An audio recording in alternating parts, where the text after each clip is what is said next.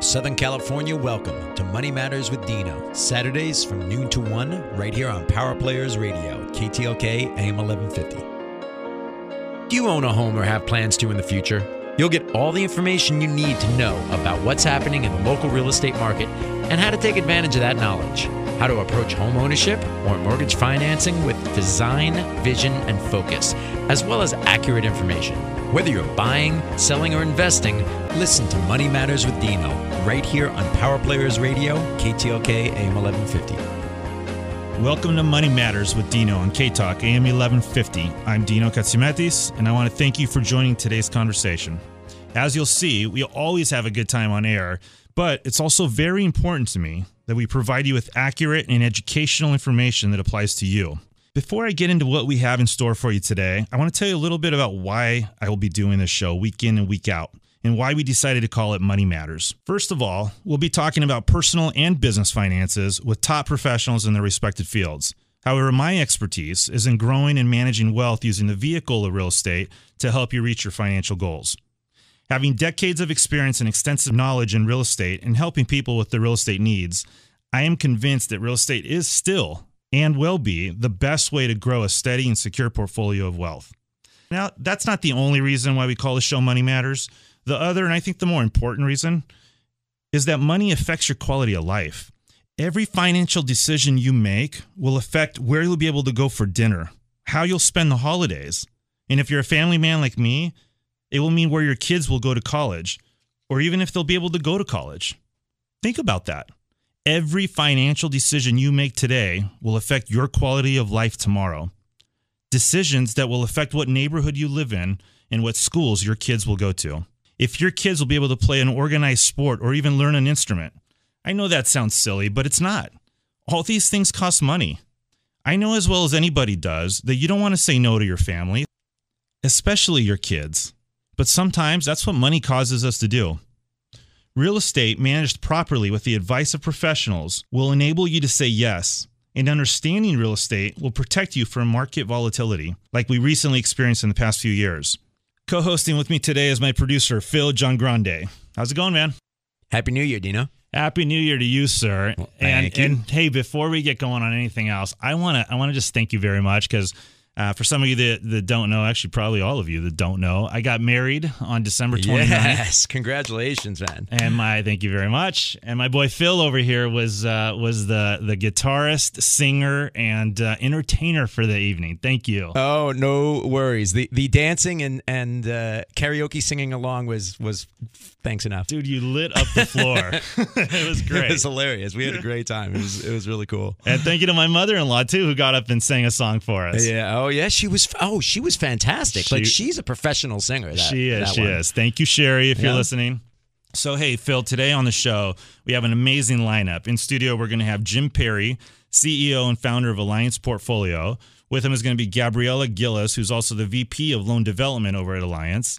And we're going to have Tony Bartos, who's in the top 1% of real estate brokers from Coldwell Banker worldwide. This is a killer crew. This is going to be a fun. To get them all talking at the same time is going to be hilarious. It really is. And I got to tell you, on the way up here, we were all in the same car together. Mm-hmm. I mean, that was a show in itself. The stuff these guys were talking about. I mean, it was good stuff. It was just knowledge that I wish I had a tape recorder so we can just play it. Okay. Did you guys burn out though? Now is the show gonna fail because of this? No. We got him sitting in the back room. Drinking coffee just so we can get him back amped up again. Got it. Okay, cool. So in this next segment, our guests will join us in our discussion with our panel of experts on the topic of the week. And for that matter, anything else our ADD mind decides to delve into. Yeah. So stay tuned. It's always entertaining, and most importantly, it's always informative. And in our last segment, we have our Ask Dino segment where my producer will ask questions about what you've emailed or Facebooked us, stuff that you as listeners are interested in. And, I'll use, I don't claim to know everything, but I'll use my extensive and personal experiences to make certain that your questions are answered and answered correctly in a way that it's simple to understand. I love that segment because there's always something that I'm not expecting to learn, because we've been doing this for a while. And every time there's a question and an answer that I don't know, that I'm like, oh, okay, well now I'm good. Yeah, and you know what I like about a lot of this too? I mean, these are questions I ask, I answer every day. Every time a client calls me and has various questions. Every once in a while, I'll pull one of those because it just pertains to everybody. And it's stuff that I overlook a lot of times just because I'm so used to the industry, right? It's just standard to me. But it's really not. It's different for people that aren't in the business, that don't understand certain things. We overlook terminology. We overlook little minor details that are really big in somebody else's life. Especially for first-time home buyers. Like when I bought my place, there was so much I didn't know. And it just blew me away how either difficult or easy someone can make your life, like when you're getting ready to buy something. Yeah, absolutely. I mean, you just said something important, first-time home buyers. I always find myself having to slow down when I talk to a first-time home buyer, because it's the little things that I think are common. Because once you've bought a house, okay, you can get certain things out of the way, but a first-time home buyer, they're in a panic. I mean, they're spending a lot of money here.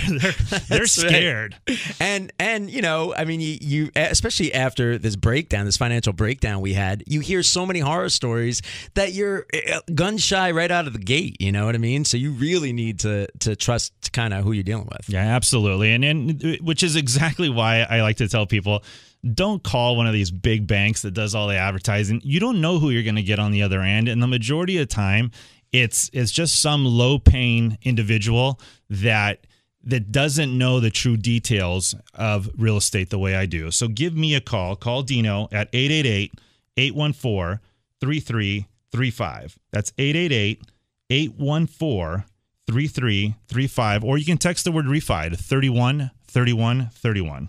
All right, we've been talking a lot. I want to get into this topic today. Yeah, okay? tell me what you got. So this is what I was doing. I was going through some news stories to kind of figure out, like, what are we going to talk about today, right? And I came across this one about this house. It's basically a beach hut. I mean, it really is a beach hut. It's 468 square feet, and it's in Hawaii, and it's $2.5 million for 400. I could turn around, and that's 468 square feet. It's ridiculous. And I'm reading the article, and yes, it's got property. Obviously, it's beachfront, it's Hawaii, all that stuff. But it made me think, why are some places so expensive and other places not? Like, I mean, I had beachfront property in Florida that was $250,000, and it was right on the beach in southern Florida, so like so it made me start thinking, all right, I'm going to ask Dino, I'm going to find out, what is the key to getting a good investment property, or just a property, even just to know that you're buying a house that you're going to live in, that's going to appreciate, and that's, you're not making a big mistake. I mean, I hear so many different things, and so today you're on the hot seat because you're going to have to coach me here. Well, the first thing you always hear, everybody's heard it, location. Right. Now, there's plenty of other factors, but I'm going to actually tell a little story that's sunk in with me when I heard it years ago. I had a client that he inherited property from his dad. So he wasn't the guy that did it, but he told me the story, and it was an educational story. So his dad owned a lot of property down in Newport Beach and Huntington Beach. I was refinancing all those properties at one time, so I got a chance to get to know him, the properties, and the moral of the story is the two of the properties were on Lido Island. If you don't know Lido Island, it's very exclusive, very expensive.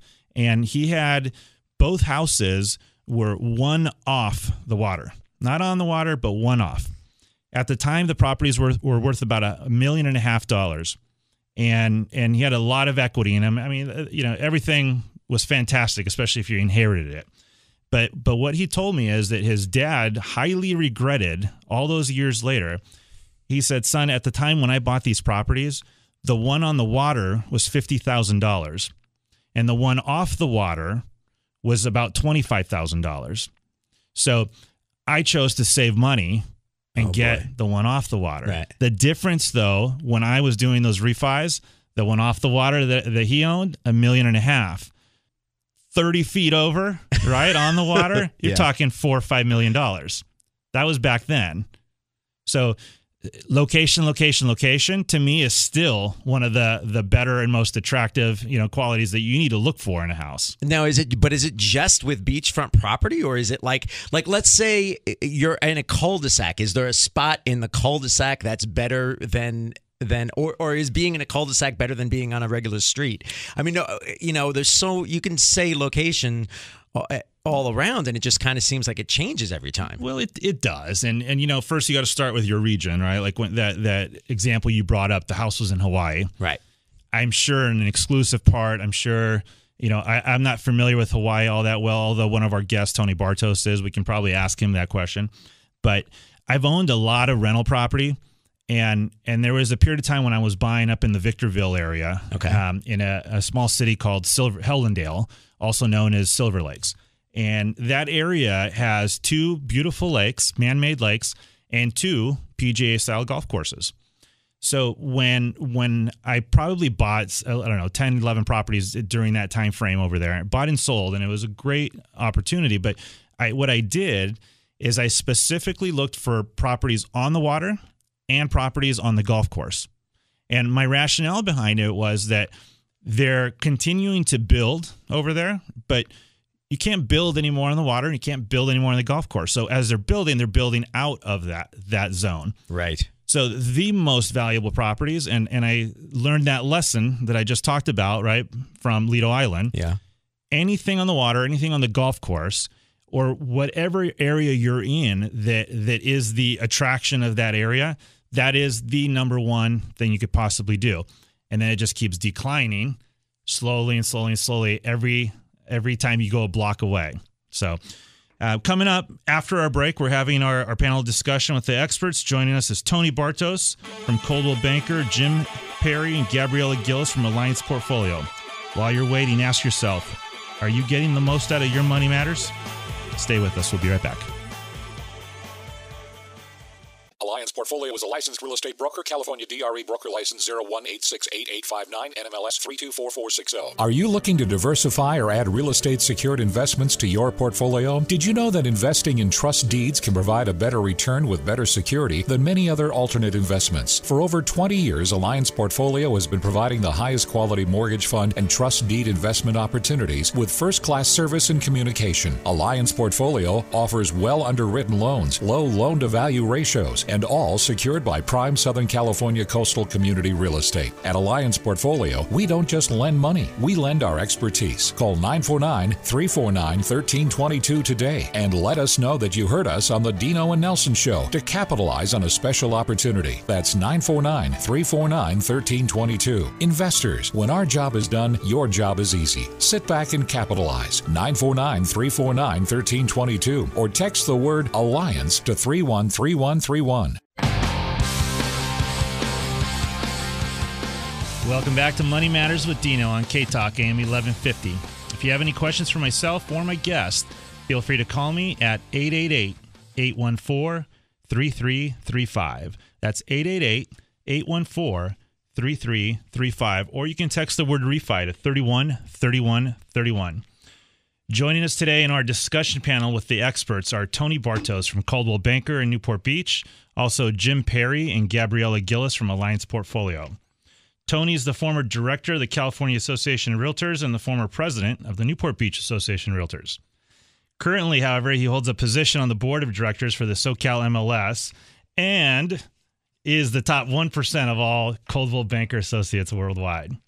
Then we got Jim Perry, who's the founder and CEO of Alliance Portfolio, specializing in private money lending and trust deed investments. Gabriella Gillis is the VP of Business Development for Alliance Portfolio. Welcome to the show, guys. Thanks for having us. So today we're going to be talking about what really makes a piece of property a valuable asset and a good investment. And, it's such a complex issue, but it varies on so many different things. Individuals and their personal needs, as well as an infinite number of factors that can affect the potential of any real estate. So with that said, Tony, you're currently a real estate broker, but in a past life, you were a real estate appraiser. In your opinion, what would you say the number one thing is that makes a piece of real estate a good investment? Okay, well, I guess first let's talk about what an investment is real quick. For the sake of simplicity, I'm going to assume that when you say what makes it a good investment, we're talking about price appreciation. That's another good question, because is it an investment property? Is it a personal residence? And, I've preached many times over, when it's your personal residence, you really shouldn't look at it as an investment. But I think in our society, especially in Southern California, everybody does, no matter what. Let's look at it from a price appreciation perspective then. I would say, probably the most important factor is the price ultimately that you've purchased it for initially, since timing is really a lot of this. And if you end up getting it at the right price initially, it can cover for a lot of future issues that could come up, whether the market changes and prices go down. But the other thing is, think of real estate in terms of it's two components of value, really. You have land and you have improvements, and land is that immovable thing that your house sits on. So I would say location is probably the most important thing, because especially in Southern California, that land component of value is oftentimes 50% or more of the total value of the property. And that's the one thing that really doesn't change a whole lot. So I would say location, and thinking broadly in terms of location, not necessarily in terms of, are you on the best street or something like that, but think broadly in terms of neighborhoods. In other words, if you have a view perhaps, or if you're near the ocean or a golf course or something like that, and then, as you said, in terms of neighborhoods.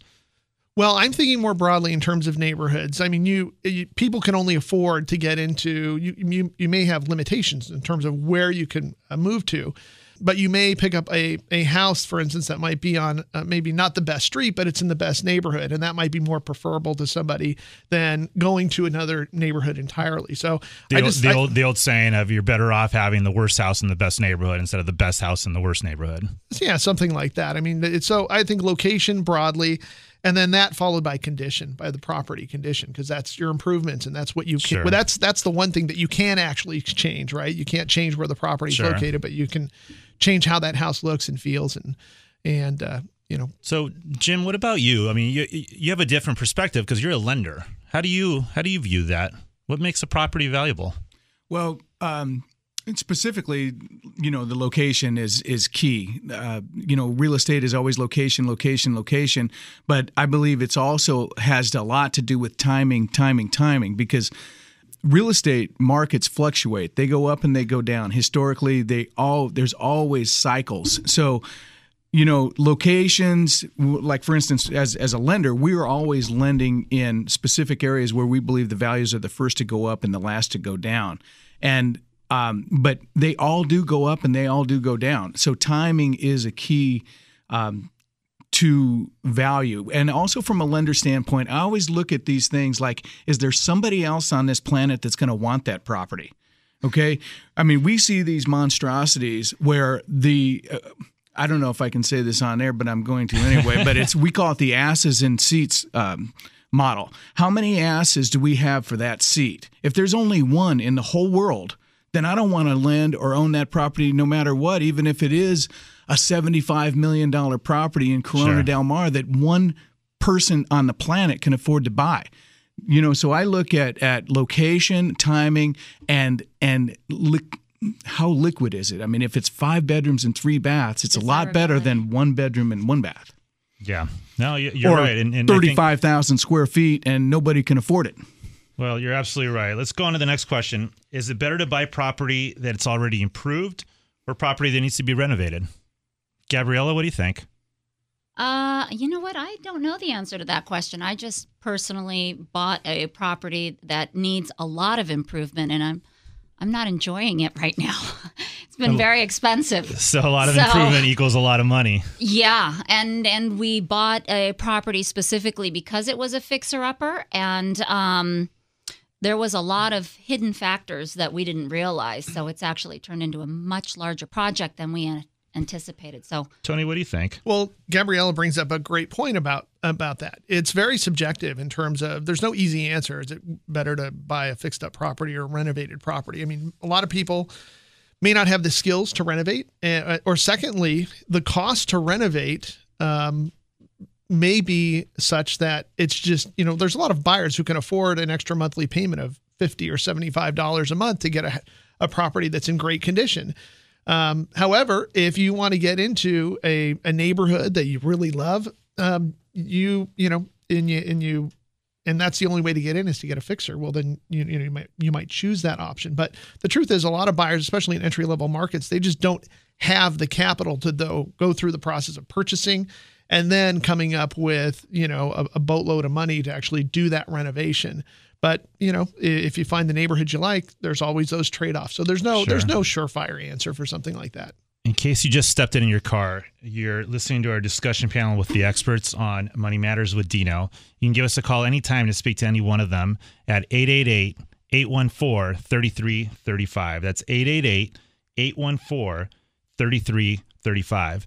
I got a quick answer to that question as well, which I never say to my clients, buy something and spend a lot of money to fix it up. Go buy a more expensive house, put less money down on it, and don't go through the aggravation, because most likely you're going to end up in divorce by the end of it. So that's my suggestion to people. But I can tell you, when I went and bought my house, I did everything I preach not to do. I couldn't even move in for 2 months because I tore the whole damn thing down and rebuilt it. So I don't think a good idea, because like Gabriella said, which she's experiencing currently, you end up spending a lot more money than you think you're going to, and it creates a lot more problems. Along the same context, if you are to buy a fixer-upper and you end up putting a bunch of money into it, how do you determine the after repair value? Because you're putting, I'll tell you, I'm a lender, and this after repair value comes into play an awful lot. People call me and say they're buying flippers and so forth. So, I'm not an owner of property. I'm a lender, a collector of interest and fees. So when I look at after repair value, I'm never really interested in what after repair value is. I'm always of the opinion that properties are worth what someone's willing to pay for it. So I don't really measure that type of forecasting. I only deal with the present and not the future as far as value is concerned. It's worth what it's worth today, when as a lender, as an investor in that property, that's what I'm into it for today. So, Jimmy, you don't really care what song and dance a flipper investor gives you in terms of, hey, this property is going to be worth X amount after I do this great stuff. Because you're a specialty lender, right? Yes. So, a song that I hear regularly is, I'm buying this property in Orange County for $400,000, but it's really worth $1 million. Will you lend me $600,000? And the answer is no. I'll loan you. I have a feeling there's a word before the no, though. Yeah. So anyway, I always lend based on what the purchase price is. If you want to dump in money afterwards, then that's your business. I'm happy that you're interested in doing that. But as far as an investor is concerned, I'm interested in what you're purchasing. And I always want borrowers to have skin in the game. And most of the time, these borrowers want you to finance 100 or 90% of their purchase price, and then they're going to put some money into it. Well, I'm not interested in buying that type of investment. With that said, Tony, I know you got some experience with this, especially as a real estate broker. You always hear kitchens and baths, bathrooms, that kind of stuff increases your value. What's more important when selling a home? Is it your kitchen, your bathroom, your master closet, or is it your curb appeal? Well, I would say I think kitchen and bathrooms are really important. Those are oftentimes the most expensive parts of the house to actually renovate. So in terms of cost relative to the space that they occupy, it's very expensive. It's pretty easy to throw paint and carpet on the interior. That stuff is easy. And curb appeal is not that difficult to do with most properties either. When you're talking about paint and cosmetic things. But I think kitchens and baths probably are the most important thing. But I think you got to use common sense. You got to look at what, if you're going to do those improvements and you're thinking of it from an investment perspective, you have to think in terms of, what are other buyers who may come to my property to purchase it? What are they going to see in the surrounding area when they go look to other homes? And that's a good basis for kind of determining how to prioritize your improvements. You might be in a neighborhood where nobody has any kind of real remodeling, but everybody has a great looking exterior house. And if you've got a house that looks like a dump on the outside, well, that may be where you want to bring your attention to. So it's all relative to the market that you're in and just understanding your neighborhood, really. That's great advice. Jim, what do you think? I think the kitchens and baths are important things, but another thing is they come and go. Styles come and go, and the moment that you put in that mauve-colored tile, is one moment before it goes out of style. So you can pump money into kitchens and baths right and left. You know, Gabriella's pumping money into these things right now, and not the kitchen, unfortunately. So, but I think that obviously those are key things. But how many times have you seen, Tony, where some borrower or some seller puts a bunch of money in to make their house really nice, only to find a buyer that doesn't like it? That happens a lot. Yeah. Hey, I can't help but bring this up. Back in college, right after college was over, one of our buddies bought a house, and he had mauve-colored carpet in there, but it's too cheap to fix it. And he was a single dude living in this house with mauve. So he developed this saying every time we came in and made fun of him. He's like, "What are you talking about? It's macho mauve." Macho mauve, yeah. I have the mauve counters right now in my kitchen, so I'm looking forward to the day I replace them. If you're listening right now and you have any questions or need help with your real estate decisions, or would like to talk to either myself or any of our guests here today, do not wait. Your financial future may depend on it.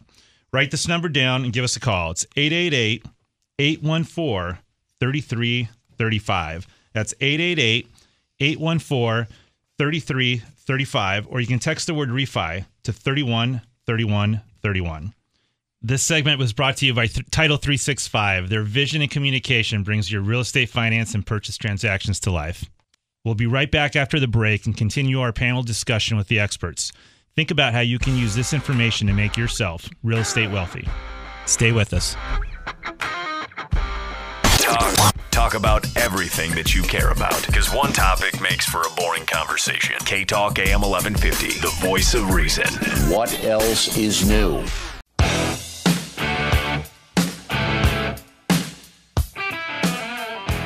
Welcome back to Money Matters with Dino on KTLK AM1150. If you have any questions for myself or my guest, feel free to reach us at 888-814-3335. That's 888-814-3335. Or you can text the word refi to 313131. This next segment is brought to you by Citywide Home Loans. So we're deep in our panel discussion with our experts, and if you're just tuning in, we're discussing what makes a piece of property a good investment. We're here with Tony Bartos from Coldwell Banker in Newport Beach, Jim Perry and Gabriella Gillis from Alliance Portfolio. I have to tell you guys, it's been a great conversation so far, and you guys are just a wealth of knowledge. So thank you very much for being here. Thanks for having us. All right, next question. Let's see who wants to answer this one. Overall, do you prefer a single-family home or a two-story home? Does it matter? You mean single level or Single level. I think that there's a great market for single-level homes, especially for the older people get. They're very, very desirable. On the flip side, where we operate our business in Orange County and coastal areas, land value is so expensive that you can't really afford to put a single-level home on there to get the best use of it.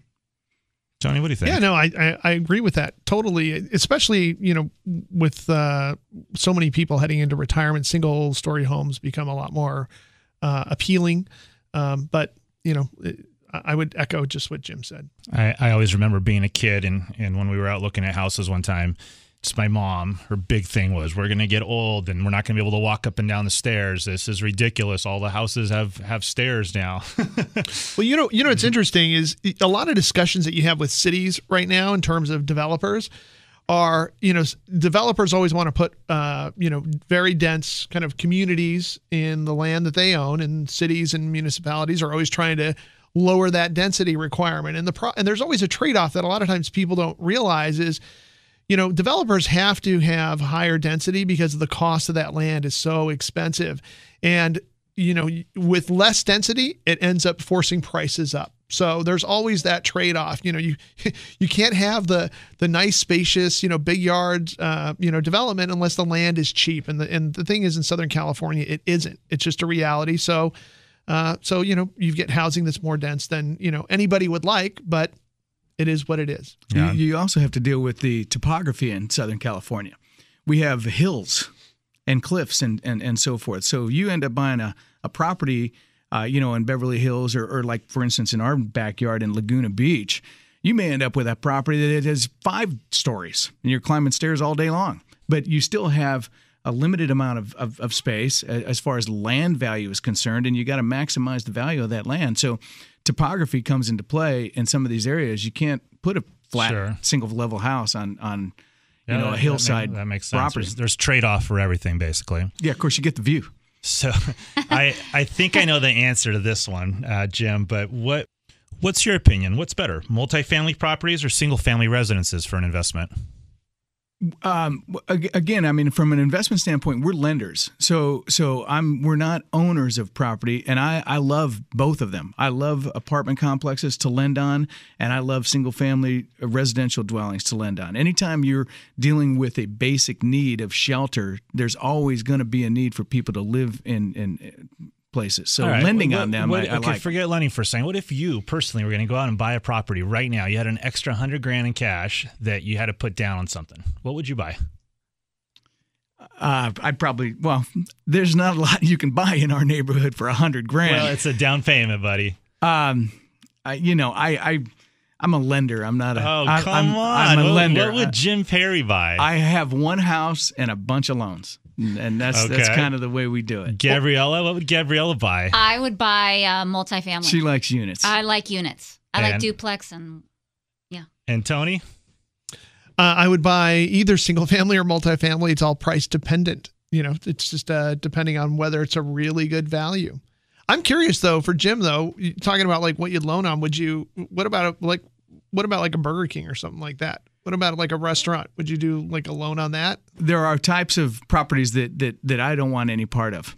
And they are like a Burger King or a single tenant, single use type of property whereby you have a business there. So a fast food restaurant, a car wash, a golf course, anything that requires an operator or a franchisee, because the issue is that if you end up foreclosing and owning that property, you've just acquired a job and you don't know how to do with that. I'm not a burger flipper. And tell them what happens with the franchises. Well, Gabrielle. Also, too, you have to be a approved franchise operator. And if the property reverts back to you or you take it back and you're not approved with Burger King, they come in and debrand the Burger King. Yeah, or your Shell station. Yeah, but what if it is a Burger King or a McDonald's? I mean, they pay their rent, right? Why not? They're a great tenant. They're not class, all the class time. A tenant. Some franchises do better than others, and well, maybe if you have a Wiener Schnitzel or something, but if it's a McDonald's, wouldn't you want to lend on that property? No, really. I don't want to have a job. That property is absolutely dependent on the operator. The value of that property is dependent on the operator running that show. And if they're doing a bad job and it's not working well, you end up inheriting something and you don't know how to operate it. Well, that's true. Now, I can rent houses out, apartments out, retail centers out, commercial buildings out. There's a lot of things we can do with that. But if you end up taking back a property that you inherit a job on, I mean, I'm telling you this from these gray hairs on the side of my head. I've had restaurants and gas stations that revert back, and so they're difficult to get rid of. That's for sure. Let's just say we have experience. This is Money Matters with Dino on KTLK AM1150. If you have any questions at all for myself or my guests, please don't hesitate to call. Phone number is 888-814-3335. That's 888-814-3335. Or you can text the word refi to 313131. So, Gabrielle, I got a question for you. How do you effectively market a rental property to get the most stable renters? I am not sure. I have a rental property right now, and I allowed my real estate agent to market that property. So yeah, you better ask Tony. So let's ask that real estate agent then. Well, I would say, the bigger issue in terms, it's not that difficult to find tenants for properties that you're looking to rent. I mean, any agent can list those properties. There's a lot of other avenues if you're doing it on your own, whether you're putting it in Craigslist or some other source. The real concern as a landlord is really, how do you find stable tenants, and how do you go through that screening process properly so you don't get burned in the middle of your lease. And really, I think the key to that is by doing a proper screening of those tenants. And when I say that, I mean doing a criminal background check. checking credit and civil litigation checks on that tenant. And fortunately, with everything online, that's all real easy to do. There are a number of services that actually will do those full background checks for you at a very nominal fee. If you own more than one rental property, it's always good to join your local apartment owners association. And most of them, like Orange County and I know LA County, they have screening services that they work with the landlords on.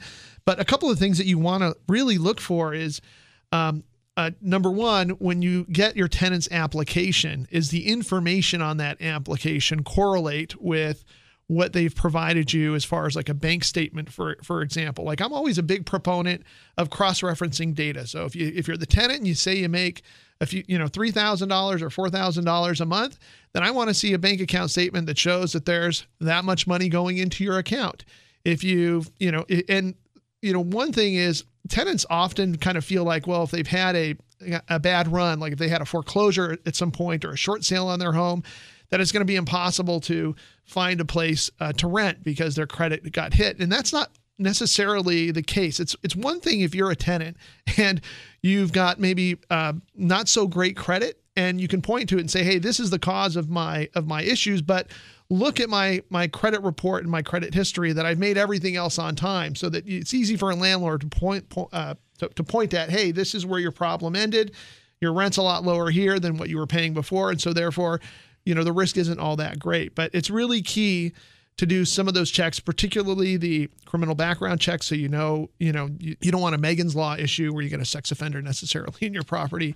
That's great advice, Tony, because you know what, that does happen. People don't realize they meet the guy, they like him, and they have no idea what they're getting into sometimes. Well, I mean, things like that aren't that common, but more common is, let's say, for instance, you don't want a tenant who has a history of being evicted out of properties, who's been, it's one thing if you have a foreclosure, for instance, or a litigator. Yeah, exactly. It's one thing if you have a foreclosure on your credit. It's another thing if you were foreclosed on and the lender had to evict you out of the property, for example, or a prior landlord. I mean, that's something that, as a landlord, would raise a red flag that you might want to kind of take a step back. So it's that homework ahead of time that will save you grief later on. I didn't think I'd get you talking, but gosh, I can't get you to stop now. Let's get on to the next question. Hey, all right, Tony, this one's for you too.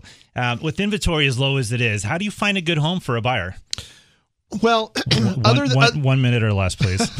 other than the standard things of if you're working with an agent who's kind of searching through the MLS, it's really key, I think, right now to do two other things. The agent has to be good with networking with other brokers in the areas that you're looking.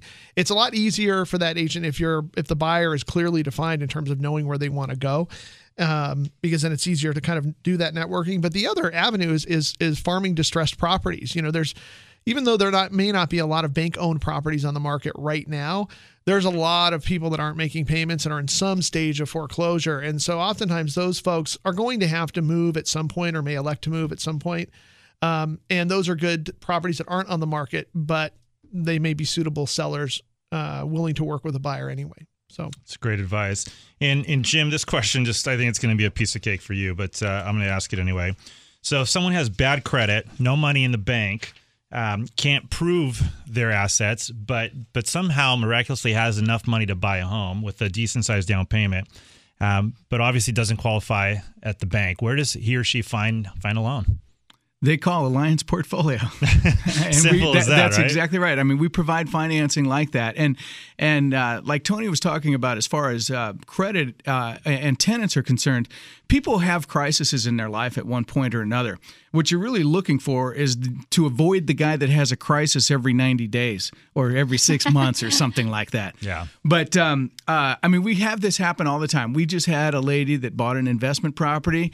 She owns a nail salon in Westminster. Son of a gun, put $350,000 down on a $700,000 house. Wow. So lack of credit, no verifiable income, big chunk of dough down, and certainly wasn't going to be able to get a loan. But from an investment standpoint, here I'm loaning. She's got skin in the game, $350,000 on a $700,000 home. I'm loaning $350,000 as well. So we're very well secured, and And she had the bank statements to verify that the monthly income. That she just had, not the tax returns. Yeah, Right. Exactly. Guys, thank you so much for being here today. There's a reason why I call you all experts, and as always, it's a great time. You're listening to Money Matters with Dino on KTLK AM1150. If there's any questions that you heard here today that you'd like some advice from one of our experts, feel free to call us at 888-814-3335. That's 888-814-3335, and let us help you. Protect your finances, protect your family, and be real estate wealthy. Stick around after the break. We're going to bring back Jim Perry to talk about Alliance portfolio and investment opportunities to grow your wealth. And Dino and I are going to do a little Ask Dino. So God willing, all your questions will be answered. In the meantime, remember your financial future is in your hands, and we'll be right back. Alliance Portfolio is a licensed real estate broker. California DRE broker license 01868859 NMLS 324460. Are you looking to diversify or add real estate secured investments to your portfolio? Did you know that investing in trust deeds can provide a better return with better security than many other alternate investments? For over 20 years, Alliance Portfolio has been providing the highest quality mortgage fund and trust deed investment opportunities with first-class service and communication. Alliance Portfolio offers well underwritten loans, low loan-to-value ratios, and all secured by prime Southern California coastal community real estate. At Alliance Portfolio, we don't just lend money, we lend our expertise. Call 949-349-1322 today and let us know that you heard us on the Dino and Nelson Show to capitalize on a special opportunity. That's 949-349-1322. Investors, when our job is done, your job is easy. Sit back and capitalize. 949-349-1322 or text the word Alliance to 313131. Talk about everything that you care about, because one topic makes for a boring conversation. KTLK AM1150, the voice of reason. What else is new? Here we go! Thank you for hanging with us. This is Money Matters with Dino on KTLK AM1150. I'm your host, Dino Katsiametis, and I'm here to give you the tools and information to build a secure and strong portfolio with real estate. If you have any questions and want to get a hold of myself or any of the guests that you've heard today, give us a call at 888-814-3335. That's 888-814-3335. This segment is brought to you by CDA Law Center, expert loan modifications with decades of legal experience in real estate. So, Jim, Gabriella, thank you for staying with us. We're going to dive in a little bit deeper with your business and your business model. It's very interesting with all the trust deed investments that you do.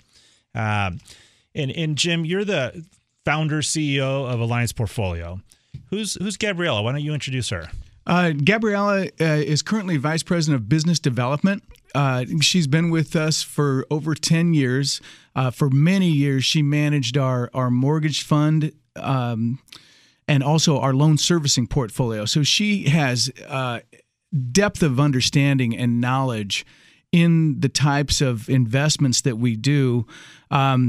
But she is far too good at sales and marketing to keep her in the office doing more of that type of operations work. So anyway, Gabriella's been with us a long time. She has a lot of knowledge and experience in this type of investment. Well, I'm glad you guys are both here, and I'm really interested in to hear what the rest of this interview goes like, because I think it's going to be extremely informational and educational for our listeners.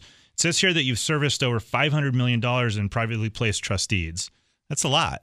And that's a little old. It's probably a lot more than that today. So, yeah, I've been at it for 23 years. I've owned this company since 1996. And, I've been a member of the California Mortgage Association for over 15 years. I've taught business development, marketing classes, raising money classes. I authored a continuing education class for financial planners and registered investment advisors on this type of, they call it alternative high yield investing. It's non-correlated. So I was able to teach that at UCI to the Financial Planners Association.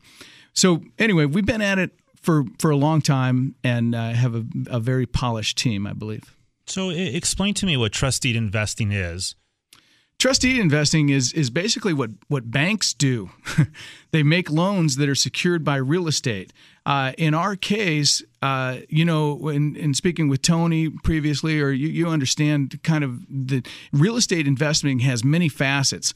You can buy properties and rent them out. You can buy you can do registered investment trust, or you can do this type of investing. So basically what happens is we raise private investor capital and we loan it secured by real estate. And those secured real estate loans provide interest returns on the investment, and then those returns are distributed to the investors. And there's a few different ways to do that. You can buy individual trust deed investments. So, for instance, if we have a $500,000 property and we got a $300,000 first trust deed on it, one individual investor can own that whole loan, and his name is on title, and we collect interest and distribute it to these investors, and so they can buy that. Another thing is that you can buy a fractional interest. So say you are an investor and you don't have $300,000, but you've got $100,000. Well, you can buy a fractional interest in that loan, right?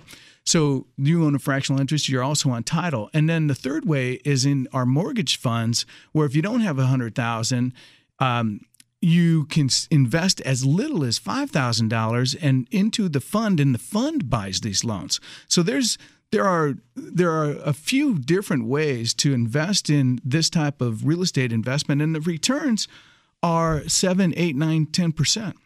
You know, I've done a few of these myself. I love this style of investment. I would much rather do this than invest in the stock market. You know, the banks have made gazillions of dollars doing this for years, and it's always kind of been known as you have to be wealthy or the hard money lender, the break your legs type of guy. But that day and age is over.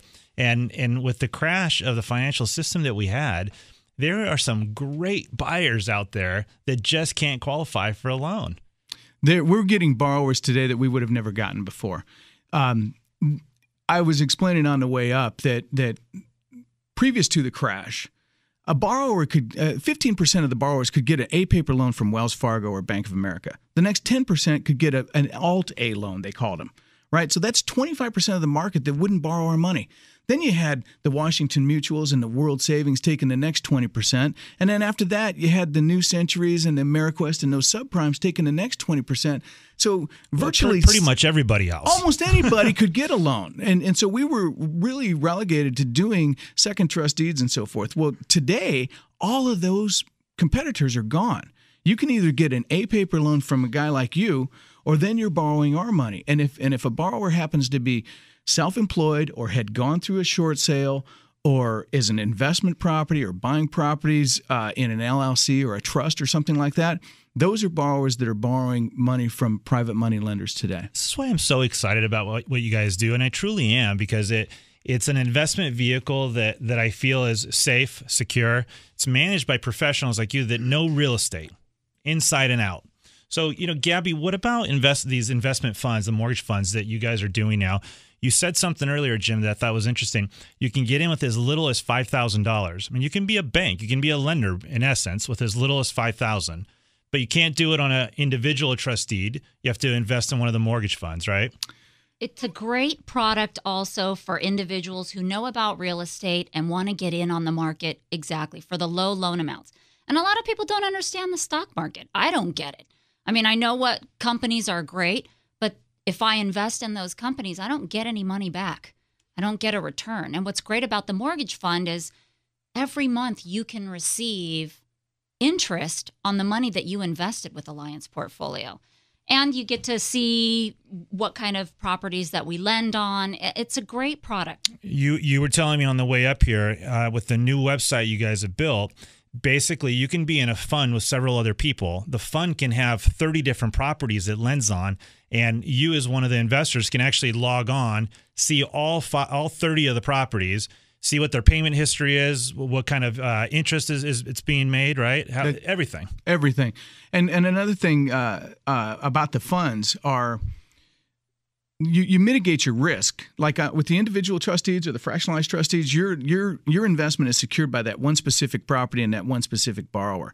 With the funds, you spread your risk amongst multiple properties. And where I thought Gabriella was going to go is these smaller investments, this $5,000 entry level. Excellent opportunity for tax-deferred IRA or something like that, because these funds offer two options. One of them is growth, which means if you have an IRA, you can invest and then that interest will compound. or you can have cash flow if you're looking for cash flow streams. And right now we're doing cash flow monthly. In 2014, it'll be quarterly. So, Jim, there's a lot of people out there listening right now. How can investors learn more about this? Well, as far as the funds are concerned, you will see and hear us doing educational seminars every month over the next year. We're scheduled to do seminars on the third Thursday and Saturday of every month where we are educating people on trust deed investments as well as mortgage fund investments. So there'll be plenty of opportunity to do that. You can also go to our website at allianceportfolio.com or give us a call directly, and we're available. Just give us a call. We can get you out there, or absolutely take the time to come to attend one of our presentations. We're doing them from Laguna Hills all the way to Woodland Hills and everywhere in between. And it's the third Thursday and Sunday, you said, or Saturday? Third Thursday and Saturday. And Saturday of every month. Of every month, rest of 2013. Two of them on Thursday nights, 6 and 7:30, and then 3 of them on Saturday mornings. I want to say 10, 2, and 4. And again, I've known Jim from Alliance Portfolio a long time. Personally endorse him as far as the kind of quality investments he'll put your money into. And if any of you are listening out there and it's piqued your interest at all and you want more information on it, give us a call at 888-814-3335. That's 888-814-3335. Or you can text the word Alliance to 313131, and Jim or Gabrielle will call you right back. Okay, Phil, it's time for Ask Dino, and I know we're short on time, so fire him off at me. Okay, here we go. When my loan officer locks an interest rate at the start of my loan and then a few weeks later the rates drop considerably, is there any way of getting out of the original loan he locked in for me? Absolutely not. You're stuck. No. That's not a good answer. There are ways. It has to drop enough, though. If it just drops a little bit, it's not enough. I mean, you got to realize when you lock a loan, it's also guarding you if it goes the wrong way. If rates go up, you're still locked in. So there's a little bit of give and take there. Now, if it's dropped enough, then you can pay a little bit of money and you can take advantage of the new lower rate. Okay. Before I go about talking with a loan officer, what are things I should do to prepare myself in giving him or her the most appropriate, efficient information? That's a great question. When I get that first call from clients, there's the standard questions I always ask. How much money do you make? What's your credit like? How much money do you have in the bank? So you absolutely need to know, first of all, and most importantly, how much money do you make? Have your W-2 ready, have your pay stub ready, and answer the question directly, because we're here to help you. And if you're skating around any kind of the questions, then we can't really actually do our job the right way. Gosh, Phil, I can't stand this. It's the end of the show already, and we've barely talked about some of the stuff I wanted to hear. I know. This show could have been 2 hours easily. Yeah, all of our guests were absolutely fantastic. Wealth of knowledge. You're listening to Money Matters with Dino on KTLK AM1150. We're here to help you. If you haven't taken down our number yet, make sure you grab a pen right now and write down 888-814-3335. That's 888-814-3335. Or you can text the word refi to 313131. I want to thank all my expert panelists today: Tony Bartos from Coldwell Banker, Newport Beach, Jim Perry and Gabriella Gillis from Alliance Portfolio, and of course my producer Phil, who keeps me going and gives me all this great information. Thank you, Phil. No worries. You're the reason why I come back every week, and I love talking to you. I love hearing from you, so please don't stop. Reach out. You can you can get us at powerplayers.com, or you can even Facebook us and give us your questions. We'd love to answer them. We're here every Saturday from noon to 1 on KTLK AM1150. If you missed any part of this show and you'd like to hear it, you can catch us on our YouTube channel, Power Players Radio. Thank you so much, and we'll see you next week.